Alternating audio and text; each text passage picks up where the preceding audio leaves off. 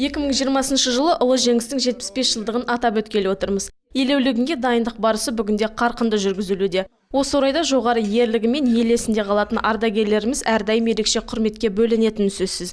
Бүгінде қалалық ұлы отан соғысы ардагерлерінің тек 6-ауы ғана біздің арамызда. Өткен аптада сол тарихи тұлғаларымыздың бірі Павел Плюйко 95 жасқа толды. Мұндай мерейлі датамен қала әкімі Еркебұлан Баяхметов қазыналы қариямызды арнайы құттықтады.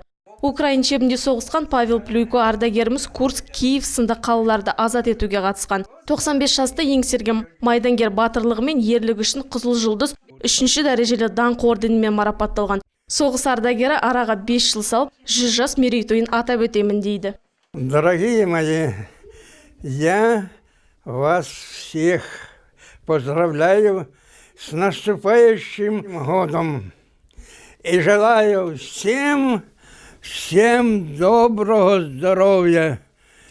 Пусть вам и вашим семьям будет хорошо, чтобы наш город расцветал, а степногорцам счастья больше дал.